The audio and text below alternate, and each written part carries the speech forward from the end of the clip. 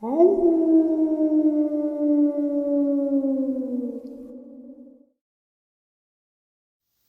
and salutations, everyone. I hope everyone is doing well still, and welcome to tonight's second half.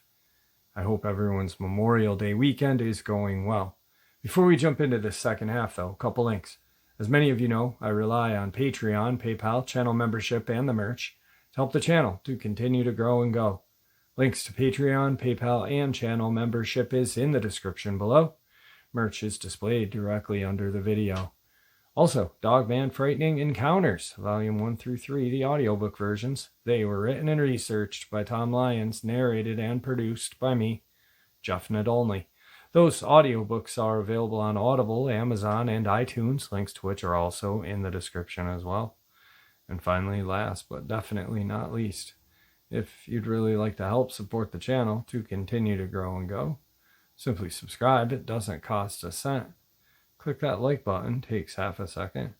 If you don't want to miss out on any of the informative uploads I put out daily, click that bell icon, and folks, please leave a comment. Why? Well, because all these things really do help the channel to continue to grow and go, and yes, folks, they definitely do matter. Now, folks, I've taken too much of your time. Let's jump into tonight's second half, shall we? Alright guys, so I've got a couple of videos to go along with today's horrific experiences. The first two that we're going to see, one is out of Egypt. The very first video that you're going to see is out of Egypt, July 26th, 2023. And then the video that you'll see after that is from Wisconsin, July, no date, but July 2023. Check them out.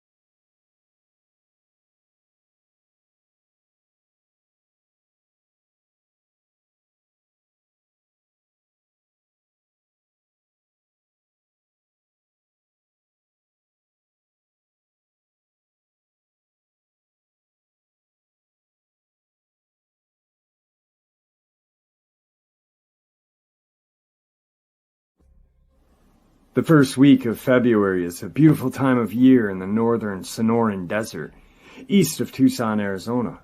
Perfect conditions for extended mountain bike excursions into remote areas that feature stately saguaro cactus, large patches of rabbit ear and prickly pear cactus, and desert wildlife that includes javelina, red Mexican wolves, roadrunners, coyotes, and plenty of smaller animals that make full use of the mild temperatures. Another plus for this early springtime time period is that the desert's more deadly residents, such as many varieties of poisonous snake, Gila monster, and nasty bark scorpions, have yet to emerge from their winter hibernation. It was in this idyllic time period that 3 Tucson bicyclists decided to tackle the tough 17-mile-old Pueblo racecourse east of town the first week of February 2014. One of the cyclists, local Tucson business owner G. Johnson, described the scene. It's a tough one. It's a 24-hour trek, so you better come prepared with more than enough food and water. There are times you just want to go back and wish you had never got there in the first place. But when you see what nature has to offer you here, well, those regrets dissipate rather quickly. The cyclists set out, and according to Johnson, when they had reached around the halfway point of the course, when they had a highly unexpected encounter that could have been part of the desert-tinged episode of The Twilight Zone. We had been riding for about, maybe 9 hours, taking breaks every now and then. Then Michael says he needs to stop for a moment. We wait for him to finish when all of a sudden we see this long figure walking across the trail. He's maybe 6 feet tall, very, very skinny, and has an awkward gait, like a monkey or a man with a disease, almost robotic. The men were understandably startled and checked with each other if each of them were seeing what they were seeing. Then all I remember about Michael is him saying, "What the hell is that?" or something like that. But he sounded far away. He probably used a different word instead of hell. Thing is, we had somehow walked a little towards the thing. Don't ask me why. Maybe to look at it better, not knowing what it was. The creature seemed out of place, even though it appeared to blend into the desert surroundings. Johnson continued his description of the encounter. He stopped, and it made eye contact with me, and I could see him clearly. The eyes were kind of like a snake's, but black with a yellow stripe in the middle of the eye. It had red and green scales on its face and head. The red color was kind of like the same as the desert sand there, and it looked like it had sandy texture too. It didn't have a nose, only 2 holes on it. I couldn't see any ears or hair. The red mouth that looked like it had blood around it, but it didn't look like it was bleeding. It looked like a pattern and reminded me of a chameleon. But it looked like a person as well. Then it appeared to the witnesses that the creature rised up on its long arms with strange-looking claws that looked like a branch full of thorns, and it gestured at them. With a loud chattering sound was heard. The sound seemed to be the creature rapidly rattling its teeth. Then it scurried away in a way that reminded the witnesses of a lizard trying to hide. He looked like he was examining us, and then he ran into the desert. We thought about going back the same way we came, but we thought it didn't matter since we were in the middle of the track anyway. We were scared, to be honest. None of us had ever seen anything like it. It lasted only a few seconds, but felt longer than that, at least to me. So after we talked about it for a while, we decided to go on and finish the track.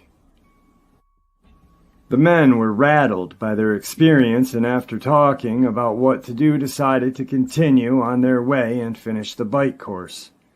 When you read these stories online or watch them on TV, well, you think, man, these people are crazy, on meds or something, or in need of attention. But this made me a believer. There has to be more of them out there. If there's one, there's got to be 2, at least, right? I know most people won't believe a word I said. That's the way I used to be, and I don't blame them at all, but they are out there. Now, I'm not saying this is an alien or a chupacabra or anything like it. All I'm saying is I've never seen anything like it in my life. But I'm no biologist, so what do I know? The history of lizard men sightings goes back many generations. Native American legends speak of this reptilian being inhabiting the earth when their ancestors roamed the western portion of what is now the United States. And there are quite a number of petroglyphs that have an uncanny resemblance to what look like upright bipedal lizards. On October 28, 1878, the Louisville Courier-Journal carried the interesting story about a scaly wild man of the woods. that had been killed and was on display for public view. Of course, today, wild man generally refers to Bigfoot-type creatures, like the Minnesota Iceman that was briefly displayed in the 60s. But this 19th century version was described as being about 6 feet tall with large eyes and covered with scales. The strange being was viewed by hundreds of curious and somehow disappeared in history, never to be seen again. The California Lizard Man. Lizard Man reports of humanoid reptoids have been reported for generations in California. A fortune hunter in the 1940s claimed that he had stumbled on a labyrinth of an underground tunnel filled with gold under Los Angeles.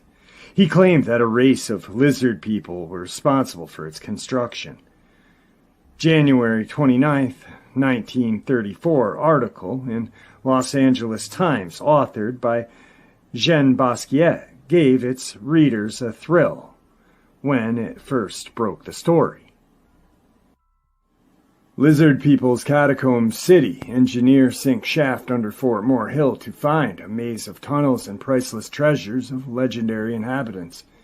Busy L.A., although little realizing it in the hustle and bustle of modern existence, stands above a lost city of catacombs filled with treasure and imperishable records of the race of humans, further advanced intellectually than the highest type of present-day people. In the belief of G. Warren Shufield, geologist, mining engineer, who engaged in an attempt to wrest from the lost city deep in the earth below Fort Moore Hill the secrets of the lizard people of legendary fame in the medicine lodges of the Native Americans. So firmly does Shufield and his little staff of assistants believe that the maze of catacombs at priceless gold tablets are to be found beneath downtown L.A., that the engineer and his aides have already driven a 250-foot shaft into the ground. The mouth of the shaft beginning in the old Banning property of North Hill Street, overlooking Sunset Boulevard, Spring Street, and Northern Broadway. And so convinced is the engineer of the infallible of the radio X-ray perfected by him for detecting the presence of minerals and tunnels below the surface of the ground, an apparatus with which he says has been tracing patterns of the catacombs and vaults forming the lost city, that he plans to continue sending his shaft downward until he reaches a depth of 1,000 feet before discontinuing his operations. Shufield learned of the legend of the lizard people after his radio X-ray had led him over an area extending from the public library on West 5th Street to the Southwest Museum on Museum Drive at the foot of Mount Washington. I knew I was over a pattern of tunnels, the engineer explained, and I had mapped out a course of tunnels, the position of large rooms scattered along the tunnel route, as well as a position of deposits of gold, but I couldn't understand the meaning of it. Then Shufield was taken to Little Chief Greenleaf of the Medicine Lodge of the Hopi Indians in Arizona, whose English name is Al McLin.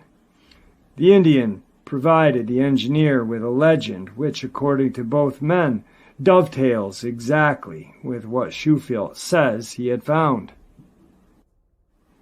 According to the legend as imparted to Shufield by McCacklin, the radio X-ray has revealed the location of one of the 3 lost cities on the Pacific coast, the local one having been dug by the lizard people after the Great Catastrophe, which occurred about 5,000 years ago. This legendary catastrophe was in the form of a huge tongue of fire, which came up of the southwest, destroying all in its path. The path being several hundred miles wide, the city underground was dug as a means of escaping future fires. The lost city, dug with powerful chemicals by the lizard people instead of pick and shovel, was drained into the ocean, where its tunnels began according to the legend. the tide passing daily in and out of the lower tunnel portals and forcing air into the upper tunnels, providing ventilation, and cleansed and sanitized the lower tunnels, the legend states. Large rooms in the domes of the hill above the city of labyrinths housed thousands of families in the manner of tall buildings, and imperishable food supplies of herb variety were stored in the catacombs to provide substance for the lizard folk for a great length of time as the next fire swept over the earth. The lizard people, the legends have it, regard the lizard as a symbol of long life. Their city is laid out like a lizard, according to the legend. Its tail to the southwest, far below 5th and Hope Streets. Its head to the northeast, at Lookout and Murata Streets. The city's key room is situated directly under South Broadway, near 2nd Street, according to Schofield and the legend. This key room is the directory to all the parts of the city, and to all record tablets. The legend states all records were to be kept on golden tablets.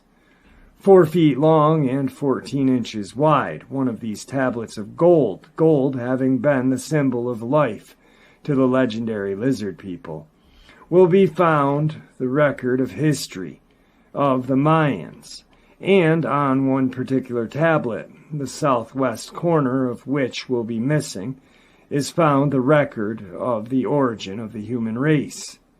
Schofield stated he has taken X-ray pictures of 37 such tablets, 3 of which have their southwest corners cut off. Schofield stated that he has taken X-ray pictures of 37 such tablets, 3 of which have their southwest corners cut off. My radio X-ray pictures of the tunnels and rooms, which are subsurface voids, and of gold pictures with perfect corners, sides, and ends, are scientific proof of their existence. Schofield said, however, the legendary story must remain speculative and unearthed by excavation. The lizard people, according to Macklin, were of a much higher type of intellectual than modern human beings. The intellectual accomplishments of their 9-year-old children were equal to those of present-day college graduates, he states. So greatly advanced scientifically were these people that in addition to perfecting a chemical solution by which they bored underground without removing any earth and rock, they also developed a cement far stronger and better than any in use of modern times, which they lined their tunnels and rooms. Other locales in California have also produced reports over the years. The following decade, in the 50s, a man driving near Riverside, California, claimed he narrowly missed hitting a lizard man crossing the road. Mount Shasta area has been the site of reports of underground-dwelling lizard men. Other Southern California stories also mention human-like reptilians, including some that sound like large, upright iguanas that are often associated with caves and tunnels. There are also reports of water-dwelling lizard type that are said to live in Lake Eleanor, described as having spines running the length of their spine and an extremely shy disposition. These creatures are reported of water monsters and spiny-backed water lizards. Native American legends and some Vogger reports have also surfaced in the lower Colorado River, but no rumors have any documentation to substantiate them to my knowledge. The Black Mountain Reptilian Encounter. Now, desert encounters with so-called lizard men that lurk in the secret around the world are rare, but they are occasionally reported. Case in point. In 1977, Sherry Hinkle lived on the outskirts of Henderson, Nevada, and she recalled a strange encounter reported by her 13-year-old son Mark and a friend who were exploring near the slopes of Black Mountain. That is home to many TV, radio, and communication towers that feed the Las Vegas region. The area is dotted with abandoned mines and caves, and the place was off limits to the boys. But, boys being boys, they decided to explore the area anyway, according to Hinkle. They hiked maybe the scant 1 mile across the desert and climbed the little hills in front of Black Mountain. On the backside of one of those little hills, Mark and Harry located a cave. They had to squirm into the narrow opening and belly crawl through the cave to a larger room and turn on their small pocket flashlights. They saw a circular room, roughly 9 feet across. Near the back wall, they spotted a large, deeper hole. They found several large branches that someone had dragged a couple large branches about a mile from the closest tree and tossed the branches into the hole, creating a makeshift ladder to climb down into the lower pit. The pit was roomy, with a short annex. Occasional debris littered the rocky floor, like a tin can or two. A battered teen magazine perched on a small outcrop of rock that served as a shelf. The boys explored the main cave, then turned their attention to the short tunnel or annex and heard the sounds of voices and maybe the distant humming of machines. Intrigued by the thought of them mining nearby, the boys went deeper into the tunnel. On the far end, they found a rusty metal door, and near the door a strange metal rod.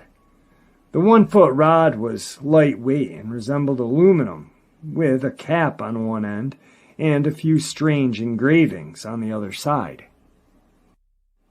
Startled, the boys heard the sound of guttural, harsh voices talking, and the certain sound of approaching footsteps.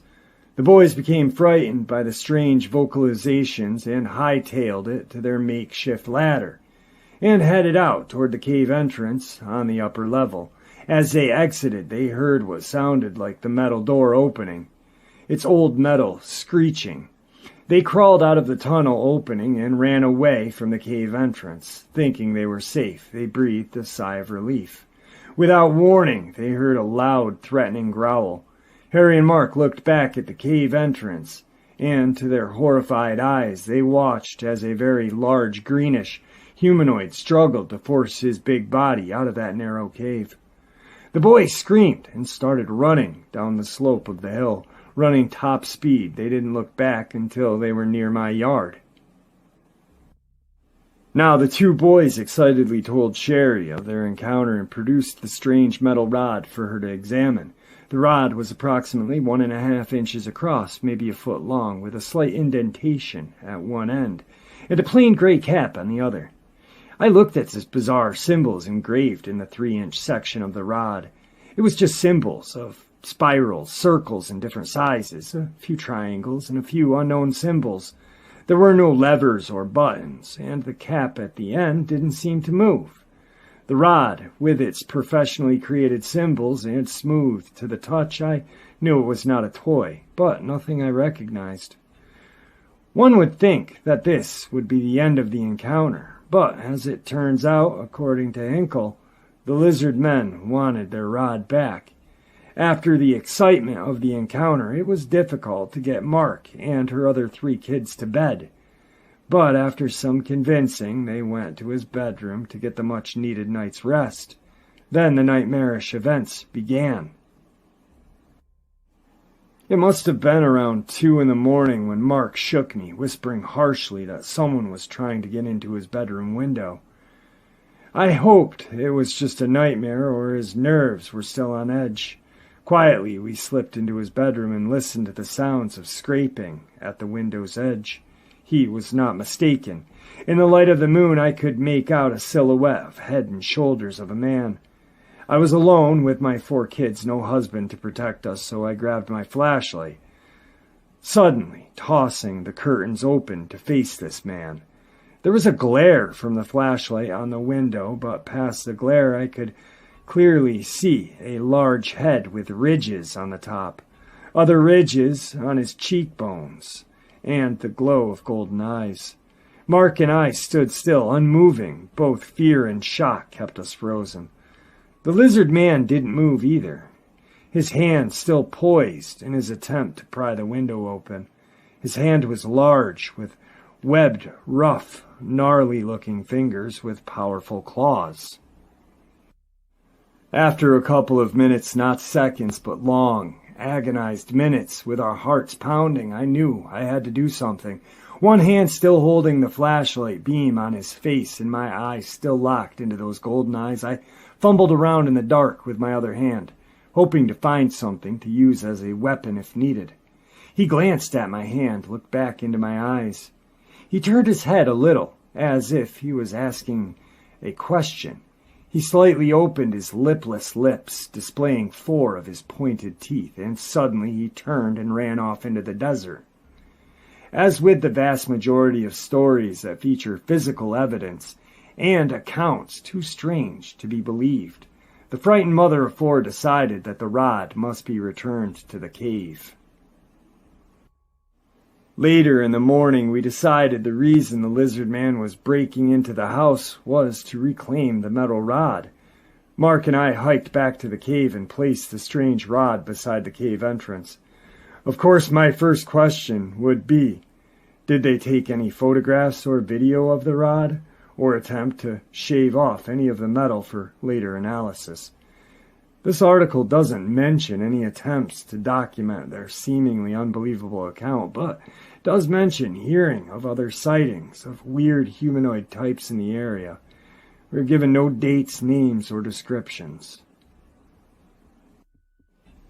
The Lizard Man of Scape or Swamp. The most sensational and well-known Lizard Man report was a series of sightings of what became known as the Lizard Man of Scape or Swamp, also the Lizard Man of Lee County. This East Coast version is a reptilian humanoid, thought to inhabit areas of swampland in and around Lee County, South Carolina. Some speculate that the creature also utilizes the sewers and abandoned tunnels in towns located near the swamp. The lizard man is generally described as being 7 feet tall, bipedal, and bulky, covered in dark hair and scaly lizard-like skin on its hands, feet, and face. It is said to have 3 toes on each foot and 3 fingers on each hand. The creature has an incredible degree of strength, more than capable of ripping into a car. A few witnesses have reported seeing a tail, although in the majority of cases a tail was not seen. Texas crypto hunter and researcher Lyle Blackburn has recently published an excellent book on the Scape or Swamp Lizard Man of South Carolina titled Lizard Man, that details the various sightings and encounters of the strange reptilian being. The first official sighting of the creature was made by Christopher Davis, a 17-year-old, who claimed he encountered the creature while driving home from work late at night on June 29, 1988. Davis had stopped on the road bordering Scape or Swamp in order to change a tire, and as he was finishing, he heard a thumping noise from behind him. Turned around to see the frightening-looking creature running at him. He said the creature tried to grab at the car and then jumped on the roof as he tried to drive away. Davis swerved from side to side in effort to throw it off the top of the car, but the creature managed to hang on for a distance. When he returned home, Davis found that his side view mirror was damaged and scratch marks was found on the roof. I looked back and saw something running across the field towards me. It was about 25 yards away, and I saw red, glowing eyes. I ran into the car, and as I locked it, the thing grabbed the door handle. I could see him from the neck down. The 3 big fingers, long black nails, and green rough skin. It was strong and angry. I looked in my mirror and saw a blur of green running. I could see his toes, and then he jumped on the roof of my car. I thought I heard a grunt, and then I could see his fingers through the side front windshield, where they curled around the roof. I sped up and swerved to shake the creature off. Davis went to the Lee County Sheriff's Office July 16, 1988, and filed a report with Sheriff Liston Truesdale after hearing of another similar encounter that had been reported. On the morning of July 14th, 1988, deputies made their way to the residence of Tom and Mary Way, located in a small rural community known as Browntown on the outskirts of Bishopville, South Carolina. The couple showed the officers the vehicle they claimed had been mauled. The chrome molding had been torn away from around the fenders. The sidewall tires were scratched, the hood ornament was broken off, the antenna was bent, and upon closer inspection it appeared that parts of the molding had actually been chewed on, as if an animal had used its teeth to inflict the damage. The Ways pointed out the clumps of reddish-colored hair and muddy footprints that had been left all over the car. News of Sheriff Truesdale's visit spread around the neighborhood, and other locals came forward with their story.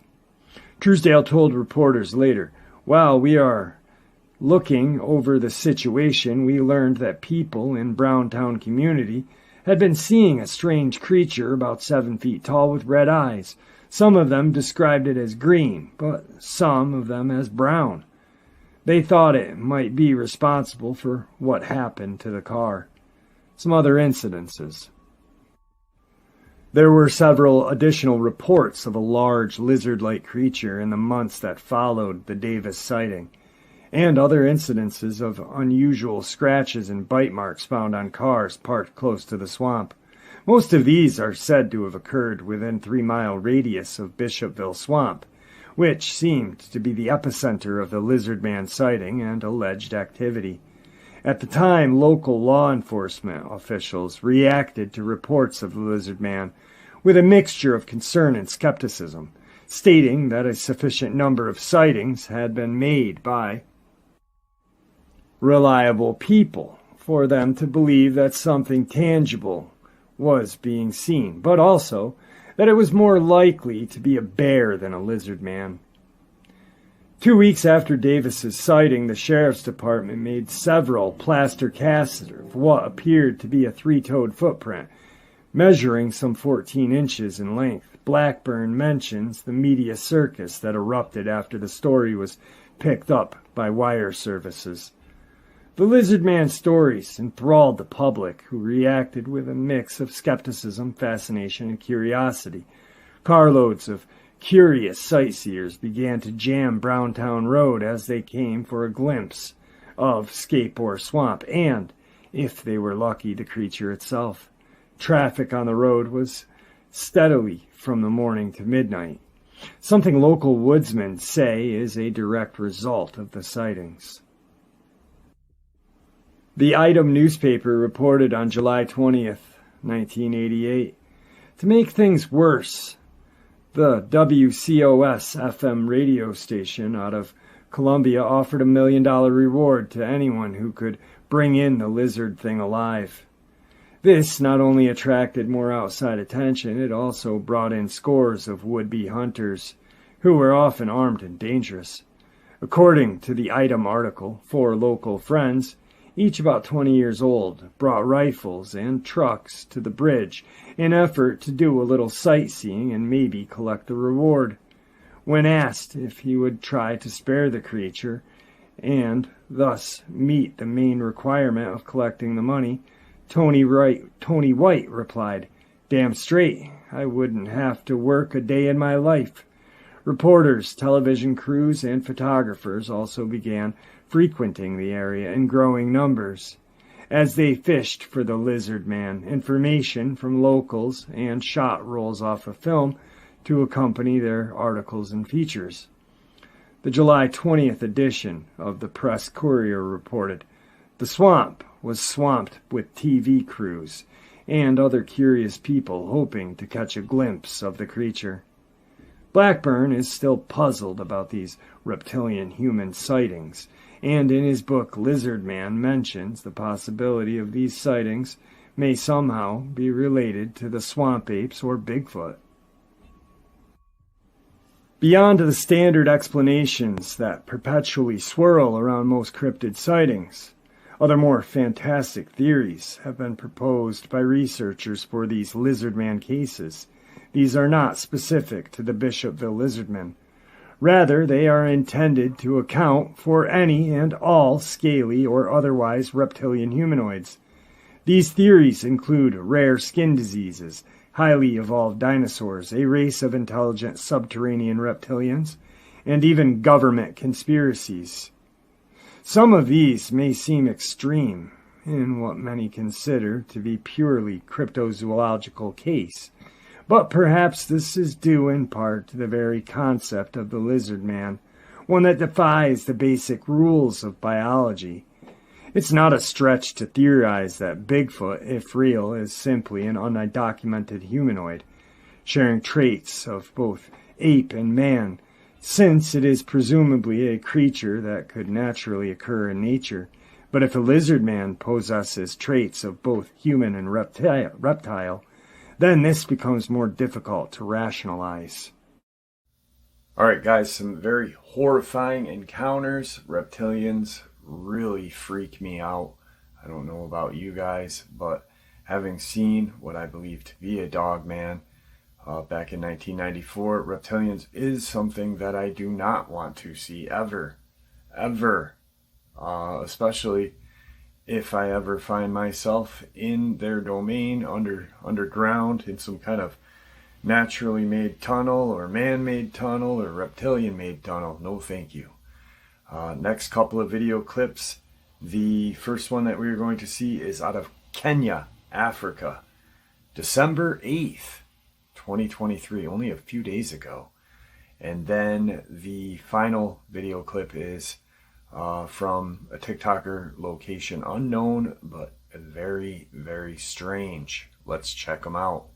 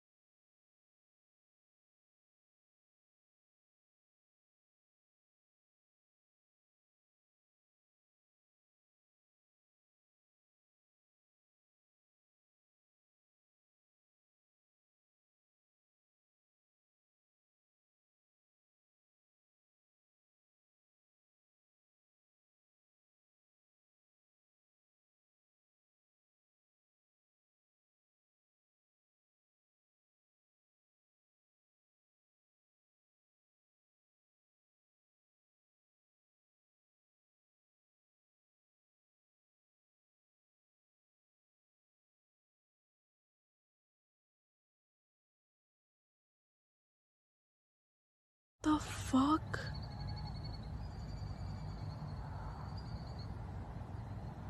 What the fuck?